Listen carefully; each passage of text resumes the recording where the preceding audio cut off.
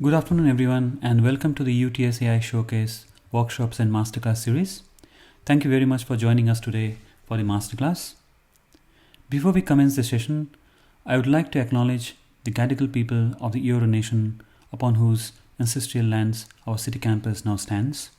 I would also like to pay respect to the elders, both past and present, acknowledging them as the traditional custodians of knowledge for this land. Welcome again to the Masterclass on From Google to Gundagai Becoming a Machine Learning Engineer. Mercedes Speroni is the speaker for the session today. Thank you very much, Mercedes, for agreeing to deliver the Masterclass. I would also like to thank the organizing committee members and the student volunteers for all their help and support in making this event a success. As you all are aware that due to the current COVID-19 situation, we have postponed the AI Project Showcase session, which was an on-campus, in-person event scheduled today from 4 to 7 p.m. The new date for the AI Project Showcase in-person event will be announced very soon once the COVID-19 restrictions are relaxed. So please keep an eye on the UTS AI Showcase website for further updates. If you have registered for the showcase, you will also receive updates from Humanitics very soon. So without further delays, I would like to invite Mercedes to take over the session, and we all are looking forward to the wonderful Masterclass. Thank you very much, everyone, and over to you, Mercedes. Great, so thank you very much for having me today. As Navin said, my name is Mercedes, and the goal of my presentation is to share some hopefully useful learnings from my journey to becoming a machine learning engineer. So first, a bit about myself. I actually was taking this class last year, so I understand that many of you are students at UTS. I was there. I feel very identified with what you are going through at the moment. And I'm currently working also as a machine learning engineer for an Australian startup that is focusing in the agricultural technology space. And also in my free time, I like to surf. My surfing is not really like the one you can see in the pictures, but that's why I think it's so important to highlight the word aspiring. And as you all know, the name of this talk is From Google to Gundagai, so that's my story, and that is where my professional story starts in Google back in Argentina. I managed to get an internship when I was doing my last year of bachelor degree, and then I had the opportunity to work in different technical support roles, starting from giving support to small and medium businesses to going to providing technical support to large advertisers. And that is where I actually realized how important machine learning was for me and how much I wanted to pursue a career further into machine learning. That's why I came to UTS and then managed to get also work as a data scientist for NASDAQ. And once I finished my career, where am I today? In Gundagai, working as a machine learning engineer for MEQ, which is the name of the company that I work for. So maybe I would like to know a little bit more about yourself so that we can get to know each other, and that I can make sure that I am covering for the topics that you would like to learn today. So in the chat, if you guys want to maybe quickly answer some of these questions. So what best describes you?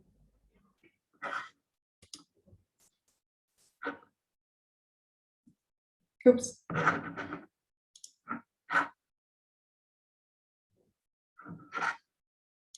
Okay, awesome. Seeing some students and professionals. That's great. Moving to the next one. What do you expect from today's talk?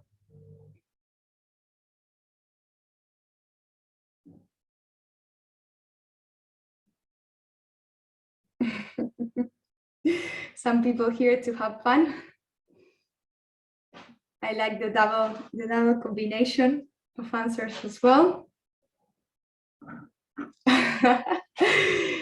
That's great, guys. And then, how familiar are you with deployment frameworks or tools?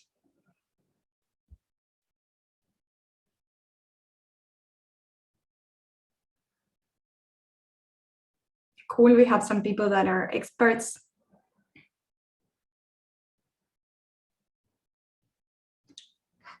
Great, that's great. So I think we have a bit of everything in the audience, which is great, and hopefully we can all manage to learn from each other. But this is the main topics that I prepare for today. So what do machine learning engineers do? What are the important concepts and skills required to be able to become a machine learning engineer? What to do after you're able to train a model? What are the most common deployment frameworks and tools that machine learning engineers do use and maybe need to know prior to getting a job? The do's and don'ts of the profession. And this was a section basically added and recommended by my manager, who said, oh, maybe you should do a reality check to show some of the students what is actually happening when you get a job as a machine learning engineer. And finally, some time for questions. So what are the tasks that machine learning engineers mainly take? And if there are some machine learning engineers in the room and want to add, please feel free to unmute yourself and add some comments to these slides.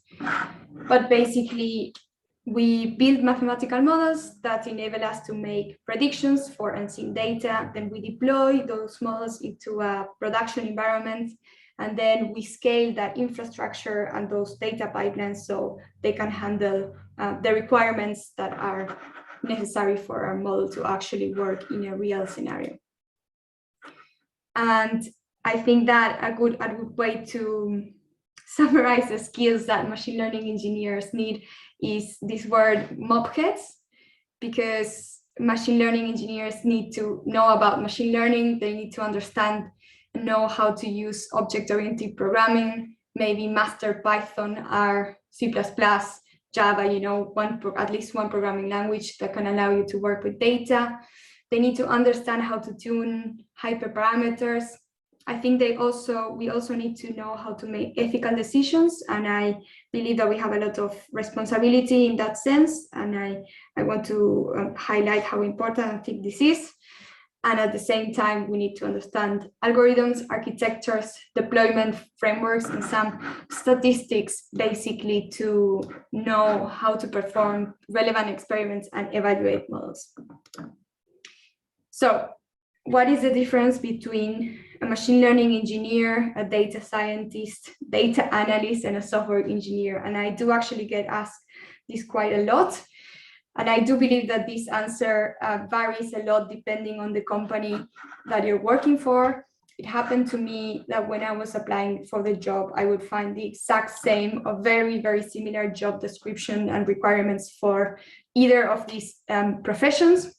But I think that there is a certain pattern which I try to put down in this chart, which means that basically I think that the most two related jobs are the machine learning engineer and the data scientist. And the main difference between them is that the data scientist is not always expected to have an understanding of deployments. In many cases, there are, of course, data scientists that deploy models to productions and they have a higher understanding of this infrastructure. But from the jobs that I was looking at, they do focus a lot more on the communication and the data visualization skills required for this type of job. Whereas I feel like for machine learning engineering jobs, they do require that you're able to deal with these types of problems.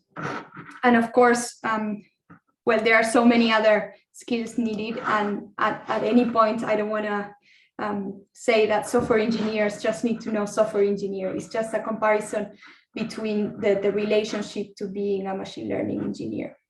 But I think that these are some of the skills that we mentioned before and that hopefully we'll be diving a little bit more throughout this conversation.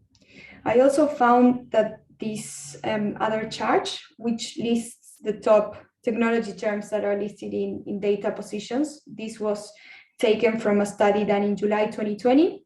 So this might have changed, but as we can see, Python, TensorFlow, Java, SQL, some cloud knowledge are essential or very required for machine learning engineers.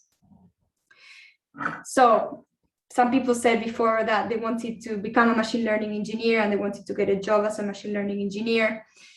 The good news is that you are on the right path, because if you are a student at UTS and you took, the deep learning class or maybe the data science pathway, I think you already have many of these skills. And these, at least from my personal experience, were the skills that I had prior to getting a job. So understanding of different machine learning algorithms and how to select which one you want to use, how to test the difference between how a certain algorithm performs for the problem that you have or not. Loss functions, what are the optimization techniques that you need to know in order to polish and improve the performance of a model that that is already performing well, and maybe you want to improve or push a little bit more the metrics for that model. Object-oriented programming, in the sense that you need to be able to learn how to scale your code and to make your code reusable for other people to use it. And this was probably the first task that I had to do as a machine learning engineer, was to build data library that could be reused for other machine learning engineers. So coming from, I was very comfortable with a Jupyter notebook or a Google Colab notebook, but then in the end you realize that that might not be enough for you to be able to build actually a library, because you need to understand concepts like classes and methods and different overriding of functions and all those sort of object-oriented programming concepts that are required. And I did find very useful to work with neural networks and object detection frameworks prior to getting a job. And I think that opportunity was given to me by Dr. Snavin's class.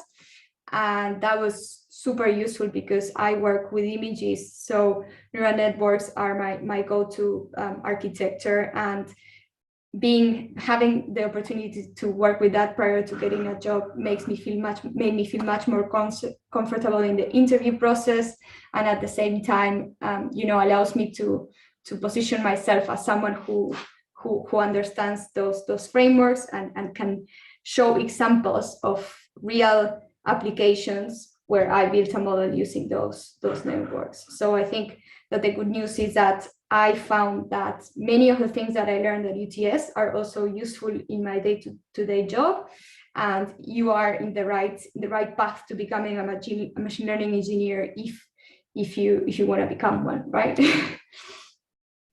So I believe that all of these skills allow you to get to the point where you are able to build a good model.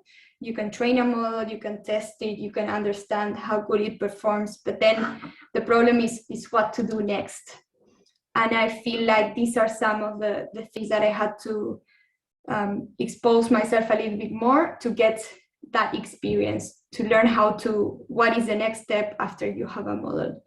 And these are some of the tools that I think I had to learn in order to be able to succeed at my job. So for example, what is machine learning engineer operations, some of the deployment frameworks, multiprocessing, using code that actually enables or accelerates the GPU, some basic linear algebra concepts in order to scale architectures and to be able to customize maybe some loss functions, and to go a little bit deeper in the customization area of machine learning. And finally, cloud computing.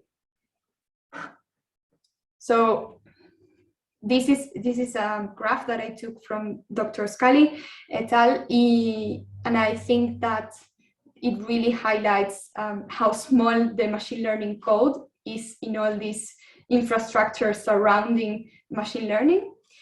So it's around 5 to 10% regarding what's needed for machine learning infrastructure. And then on top of that, we need to think about configuration, data collection, verifying analysis tools, and managing the computer resources, serving infrastructure, monitoring tools. There's so much more than just building code for machine learning. in order to enable machine learning to function.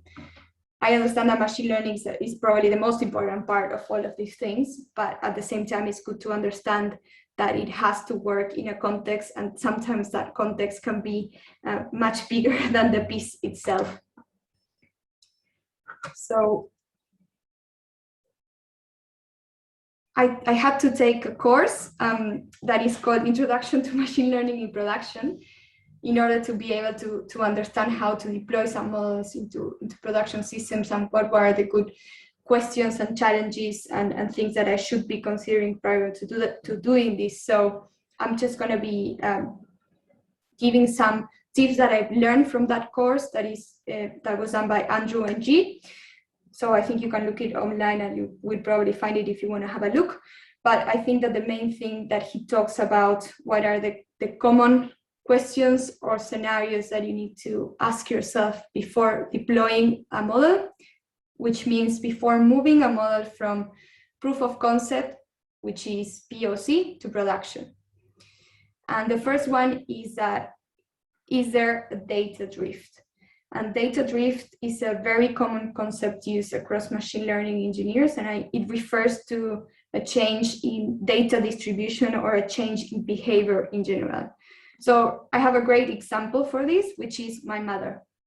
So prior to the COVID-19, my mom didn't do online shopping at all. It was just not a thing for her. She just didn't trust that the person behind the shopping would pick the right vegetables for her. She just didn't want to do it, you know. But then with COVID, she kind of like had no choice. So she had to start doing this online shopping, and her behavior, her pattern really changed from one day to the other. So her credit card got canceled because the fraud detection system detected that she was being a bit unusual with her shopping behavior. And this is a very clear data drift problem, where the distribution of the data set changed from the one that it was trained on to the one that was actually really happening in a production environment, right?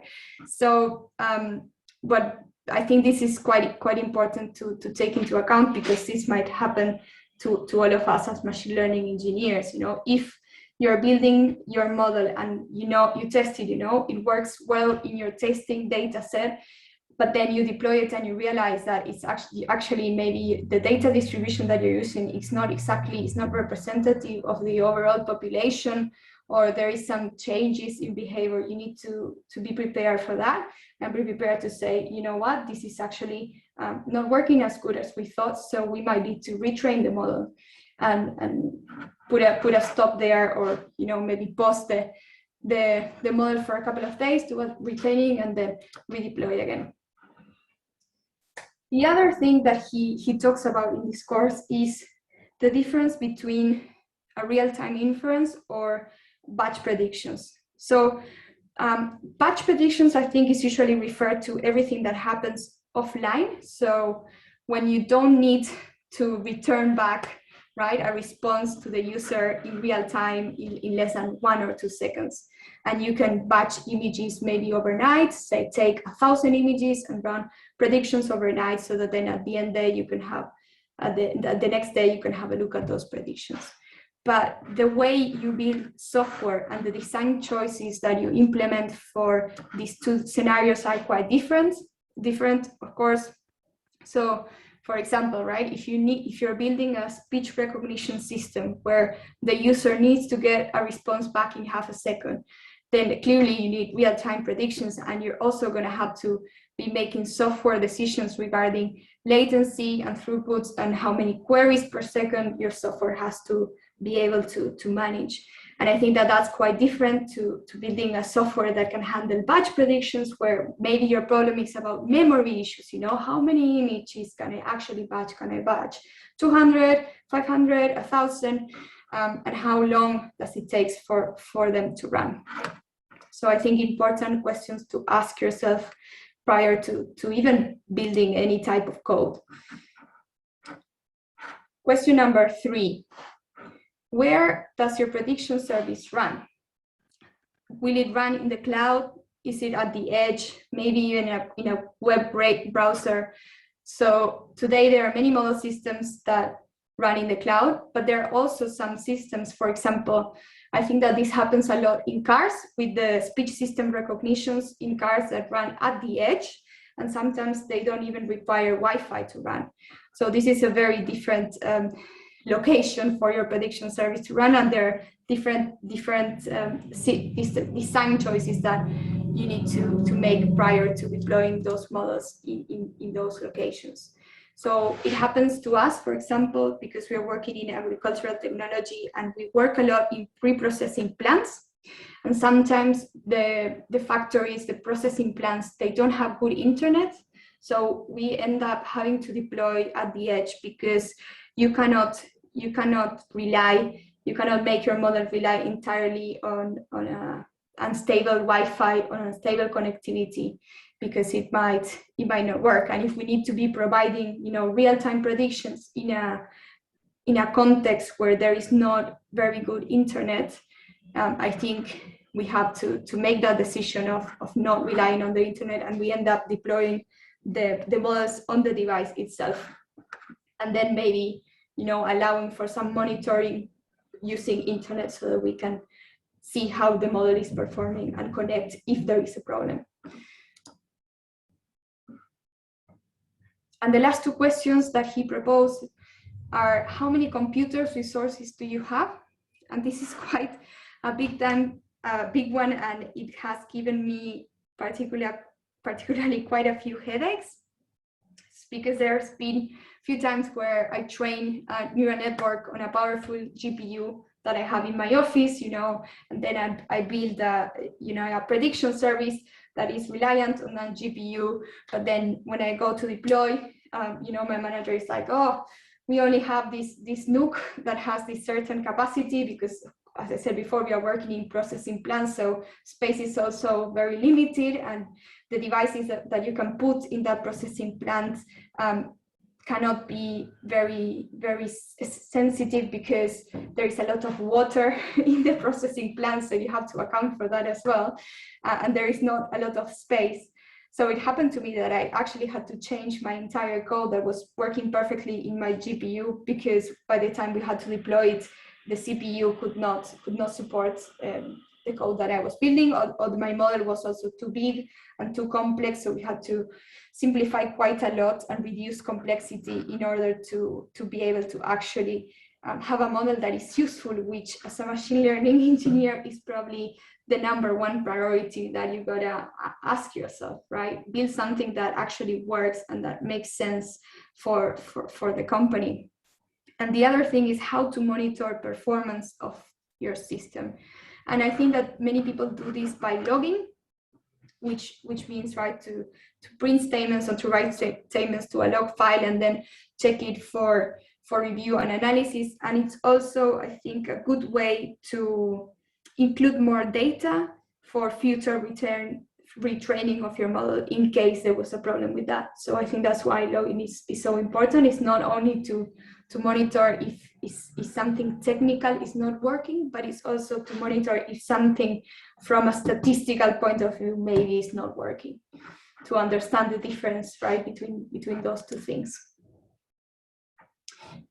And when deploying systems, there are a number of common use cases for how you deploy depending on different scenarios, right? So one thing is if you're offering a completely new product or capability. Another thing is if you're wanting to deploy a system to assist with a task, to maybe a human is working already in something and you just need a model that can help the human make faster or better predictions.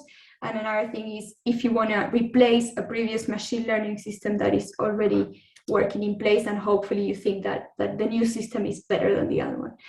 And for these different scenarios, there are also different patterns that people follow. So one common pattern is called shadow mode, and we use this quite a lot in the processing plants, because and shadow mode means that both the human and the machine learning model are making predictions at the same time, but the model is just shadowing.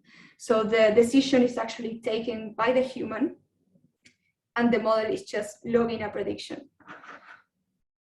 And this is useful because then, you know, if you're not too sure about how good your model is going to be in a real scenario, then you can look at the logs and see how much they differ from each other, and if it's a good idea to keep giving the machine learning model more power to make the decisions, or if it's a good idea to keep just shadowing until it's getting better. The other type of pattern that is commonly used is called Canary deployment, and we talk about this deployment as just rolling out only 5% of the traffic to only some users. It's kind of like a control group, I would say, and then you ramp up gradually if you see that is working. And the other type is the blue-green deployment. So the blue is the old version of the system, and the green is a new one. And then you have a router that is switching between the two types of systems. But in all of these cases, I think that the most important thing to remember is that we see opportunities to gradually ramp up and to monitor, instead of just, you know, having a model and just deploying it altogether to 100% of the traffic, because, you know, what if something goes wrong? I think that this is a much better way of doing it, monitoring gradually, and also the possibility to roll back if something goes bad, right? Or if something changes, the possibility to roll back to a previous system or to a previous way of doing it. Fantastic. So we are moving now to a more practical part of the presentation. So we said before that some of the people are familiar with deployment tools and frameworks. I want to know, maybe in the chat, how many of you have heard about Docker? So if you can answer yes or no in the chat, that would be good, so I can have a great.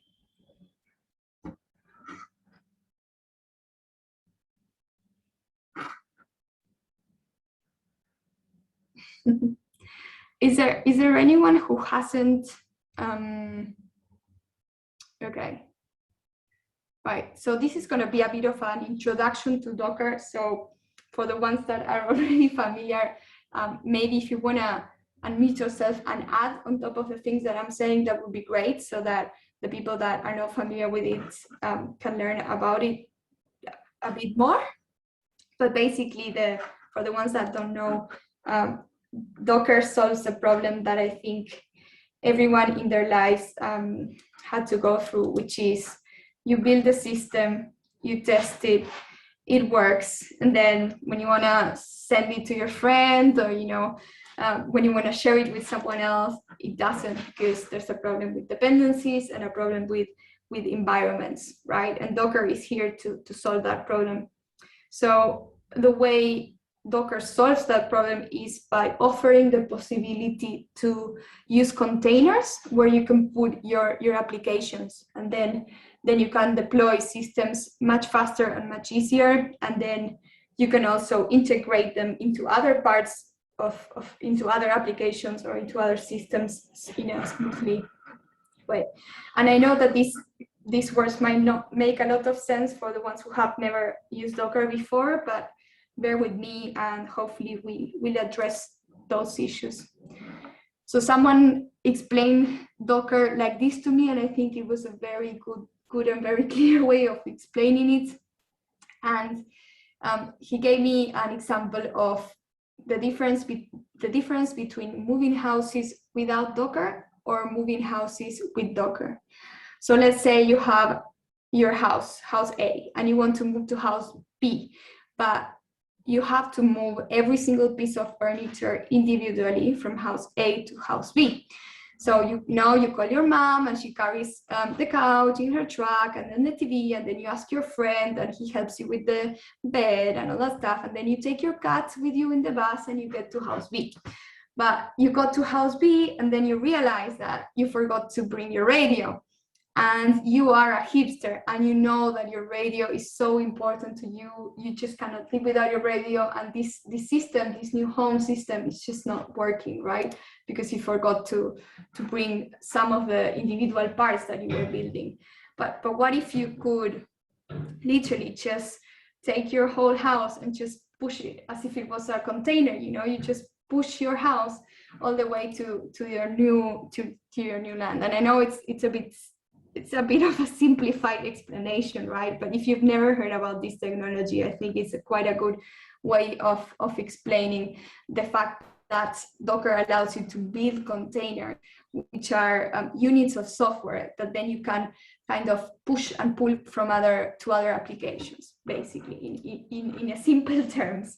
And sorry for the ones who are familiar with it and might think that this is a very simple way of explaining it, but I think that this was at least quite useful for me when I've never heard about this technology before.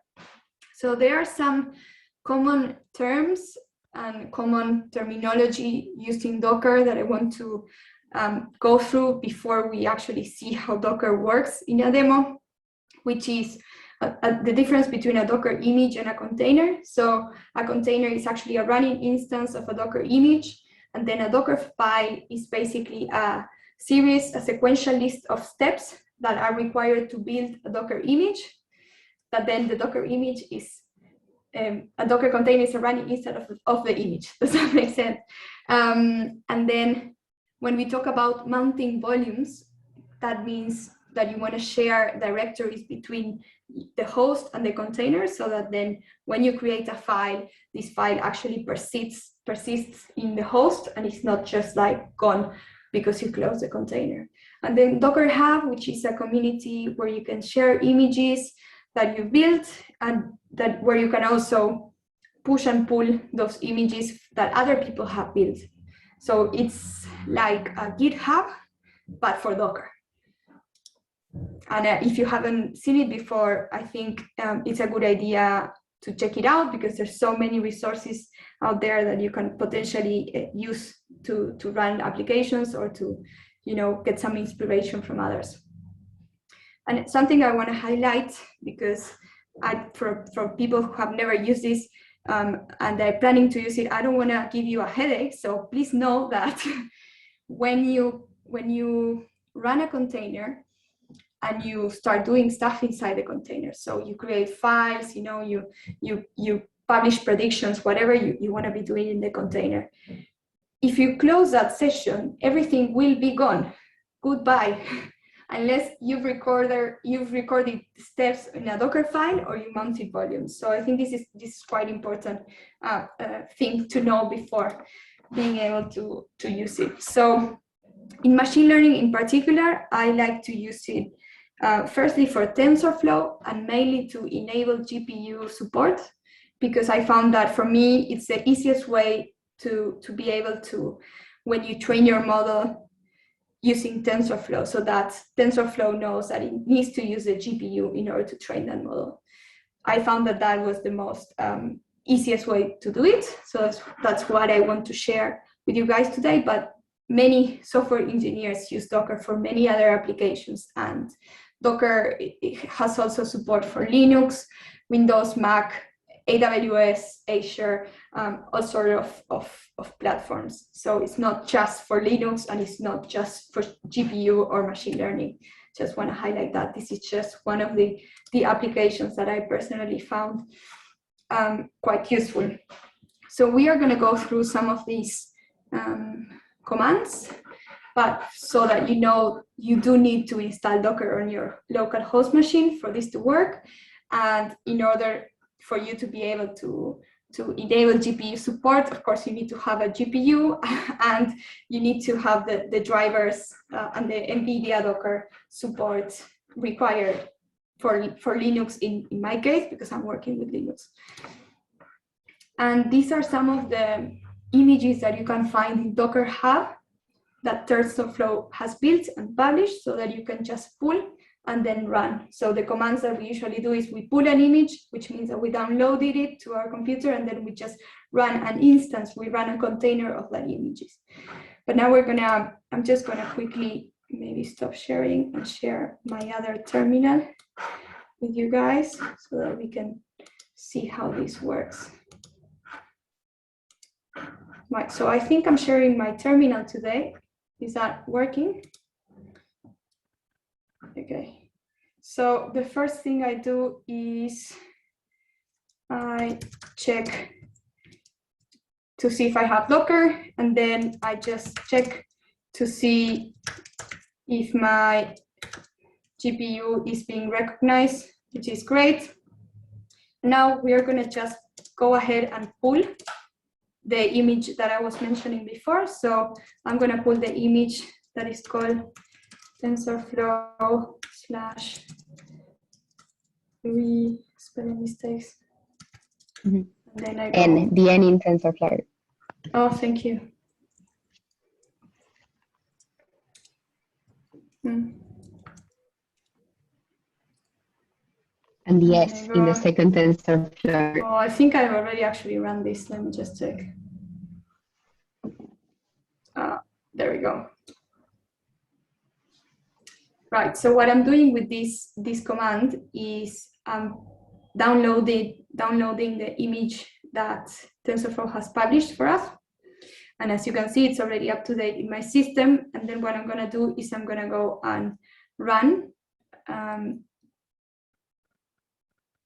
So I go docker run, and then I use this argument that's called GPU all.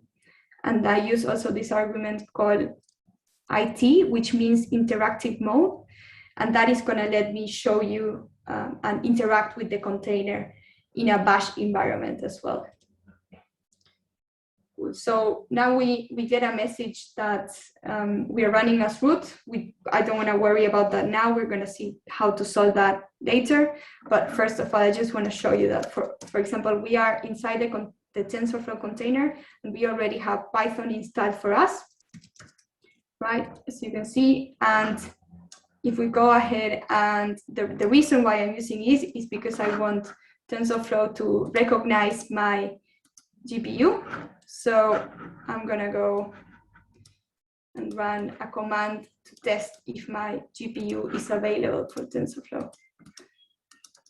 So I'm going to go Python C. I'm going to go import TensorFlow SDF. And then I'm going to print tf.test.is GPU available. I think that should be working. Oh. It's just a typo, the typo in TensorFlow. TensorFlow. Oh, thank you. Okay. Right, so we see this is true. So that means that as you can see here in the log, TensorFlow is already opening all my libraries and all the CUDA libraries required for my GPU to be recognized. So that means that if I want to train a model using TensorFlow, it's going to be trained by the GPU, because that is enabled as for TensorFlow. So another thing that I want to show you is what we were talking about before, is what happens if you make changes in the container. So I'm just going to show you how my environment looks like, right? And I'm just going to go ahead and create just a file called readme. And then, as you can see, we've got a readme file over there. But what happens if I just exit the container? Well, of course, the file is not going to be there, right? But some people say, oh, but what if you just go back to the container, right? So, right, yeah, I'm back in the container, and I'm go ls, and my file is not there, right? So the file readme that I just created is not there. And this is what I mean when I say you should be mounting volumes, and you should be saving your steps, because if not, everything that you create inside the container is gonna be gone. So what we're going to do now is just, I'm just going to show you how to mount volumes. So I think I have the command here. Right. So as you can see, we also go docker run, but this time we pass a parameter called u, which stands for user. And in this, what I'm doing here is I'm mapping, I'm telling TensorFlow that I don't want to run this as root. I want to run this as user ID 1000. And then I want to also enable all my GPUs. I also want to be in an interactive mode. And then what I want to do is I want to mount my file system. So for that, I pass the argument /b. And then I say, whatever I'm doing in the home directory of the container, I want to be doing it in my host home directory. Does that make sense? So that's what I go from home to home. And then I run TensorFlow, latest GPU. Now, as you can see, we are not seeing the root error that we used to see before. The root warning is not an error, it's just a warning, right? And then if I go cd home, and I'm going to my home, oops. You see I can access my home from the container. So now if I just go touch README file, right, we see I have my README file here. And then I'm just gonna exit this container, and we're gonna do the test to see if this file has actually persisted, right? So I go home, Mercedes, oops.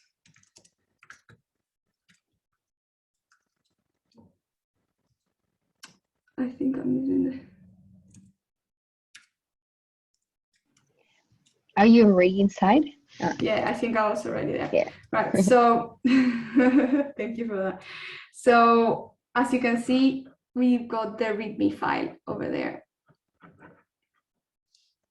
Right. So just as an example and as a reminder to always remember to mount your volumes with whatever you're doing whenever you're using a Docker container, if you're not using it from a Docker file. So, and just to highlight this, whenever we are pulling an image, what was used to build an image is also important, I guess, because you realize how much you can customize this process. So we were using an image that TensorFlow created for us, and this is part of the image that TensorFlow created for us. So as you can see, they are also starting from another image, which is the NVIDIA CUDA image, and they are adding some libraries and some arguments and some specific versions that they want to use for us to be able to use those libraries.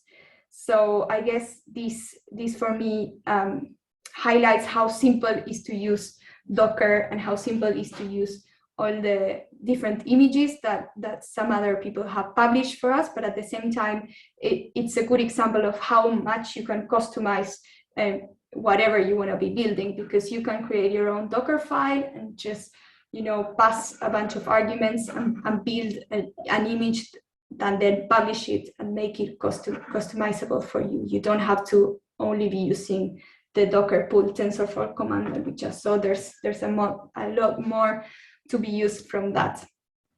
And if you couldn't follow, and if you want to follow these steps as well, I've made an article in my blog that you can check out and follow the step-by-step today as well if you are curious and couldn't follow. And before we move on to some questions, I just want to share these do's and don'ts. As I mentioned before, this is a section proposed by my manager for some reality check for those people who are willing to go through some knowledge check, just to make sure that there are no surprises once you go to the job. You get the job as a machine learning engineer, and then you want to make sure of what you've signed up for, I guess. So the first one is, and maybe I'd like to get some yeses and no's down there. Do you need to know how to set up a Linux machine from the start? Yes, no? No? Right. Right. So many people say no, but my experience was quite different. So for me, that was a yes. But this was me, right? The first day I got to my job on the first day and I saw a bunch of computer parts on the floor. And my boss was like, oh, okay, it's all yours. And yeah, so I had to learn to basically assemble my whole computer from start. And as many people in the chat said, this is not required. This is definitely not required for you to get a job as a machine learning engineer, but it might happen to you as it happened to me, right? But then you do learn some useful stuff about that. First of all, you learn that people in YouTube are just so generous. I've learned so much about building a computer from them. And then you also learn to understand a bit more the difference between a CPU, a GPU, and why you want to be using both of them in order to be able to do good machine learning, build good machine learning code. I don't have much time to go into detail, but if you don't know the difference between a CPU and a GPU, maybe spend some time Googling it and spend some time looking at what type of code you need to use in order to be able to use your GPU faster, and in order to be able to also use your CPU faster, because there are ways of doing it. Oh, sorry. So using Jupyter Colab notebooks enough, I already said no. Object-oriented programming is quite important, I'd say for the role. So if you only work with Jupyter Colab notebooks, don't get me wrong, they are great. I still use them for so many things in my daily role, but I think that the next step would be to be able to build some sort of system which relates, has different classes, and instantiates different classes and methods and lots sort of that stuff. And then, do we think that 90% of the work is training machine learning models?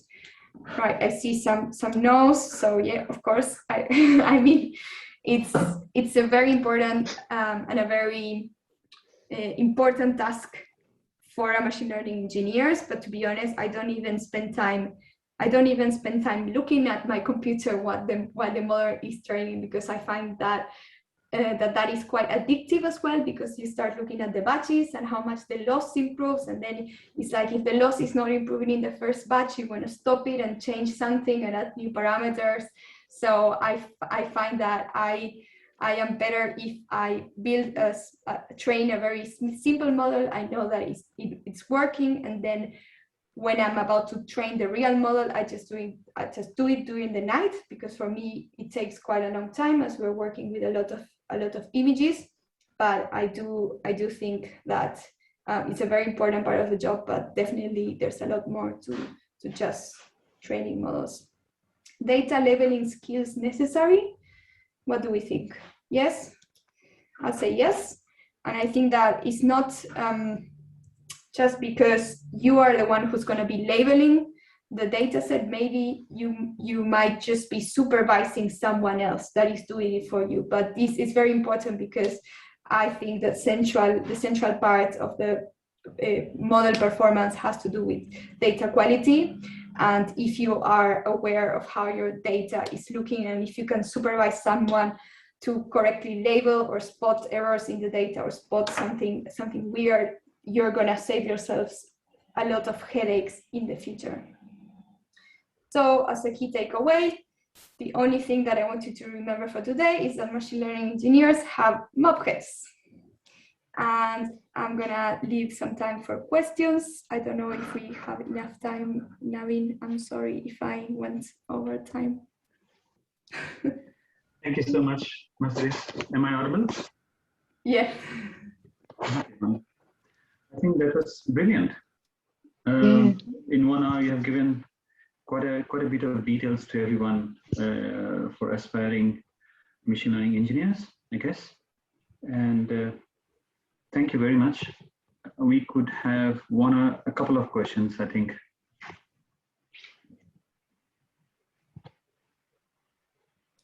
No worries. Yes. I don't know because I've noticed that there's some people that already worked with Docker, or maybe are already machine learning engineers, and they would like to share a bit more about their experience. I think that would be very useful for everyone as well. Hi, Mercedes. I have a question. So I actually am scrolling down your Yes, please, go ahead. or your website. Okay. www at hello. Can you hear me? Yes, yes. Yes, please go ahead. Yes. All right. So basically, I was looking because working in data scientist or data engineer, they're required to create online portfolio that that stated some relevant projects that we have created or that we were working on right now. So I was just wondering, like, what's the step for me to, to publish a project or create an online portfolio? Because I was looking and like it's rather like a block. So my step would be like in using Heroku, like it's a third-party Yeah. platform that enable to link to our GitHub, and then that project will be then enabled to be created as a web application or like an online web app. So is that like the steps that you were doing after you finish the CNN learning project? If I may know how, to create Yeah. the online. Thank Sure. you. No worries. That's a great question, and I actually think that is so important, especially if you don't have any, work experience. It's such an important thing to be able to show what you can do, because you might not have the experience, but you might have really good skills, and it's sometimes very hard to show that in a CV. So I think the portfolio is a way to go about this. And my recommendation, the way I did it, it was quite simple. I think I just uploaded all of my code to GitHub, and then I use GitHub as a way to showcase, I put a description of every single project that I work on, and then a link to the GitHub repo. But if you have a better, the way you were describing it, that seems probably much better than the way I did it. So go for it. Just as long, remember that it has to be something that someone that doesn't know you or that hasn't worked with that data can potentially understand. So I think take that into account, but go for it. The more you can show your skills, I think the better. And I think that something that you get to notice quite a lot is that because I work in a startup, we do quite a lot of recruitment, and I had to interview for the last machine learning engineer that we hired, and we had a lot of applications. And I think that what really makes a difference when you're looking at a CV is these practical examples if they don't have experience, but also the type of examples that they give. Like, for example, if you have some sort of different example that is not just using a toy data set or a very commonly used data set, I think that really makes a difference when you're looking at the portfolios as well. Does that answer your question? So yeah, I think that's where I'm actually amazed by how you display your current project or last project that you've been doing. So yeah, I'll try to look creating that. But I've done all the GitHub, but it's just that I felt like having that like www IMC will be like it's personal branding too, in my opinion. Definitely. And you know that you can earn money if you actually get quite a few traffic. So it could also be a side income. I really encourage you to do that, because it's, when you want to show your projects, it's just simpler, and it would make you different to other candidates, I guess, if you have a good way of displaying your projects. Thank you. No worries. Thank you so much. Yeah, thank you very much. It was super presentation, and thanks everyone for attending the wonderful masterclass. I think it was really, really useful. Thank you again, Mercedes, for all your efforts. And thank you very much. Thank you. We're going to start the next session in a few minutes. So if you are registered for the next session as well, please feel free to jump into the next link, and we will see you there. Have a wonderful day, everyone. Thank you so much.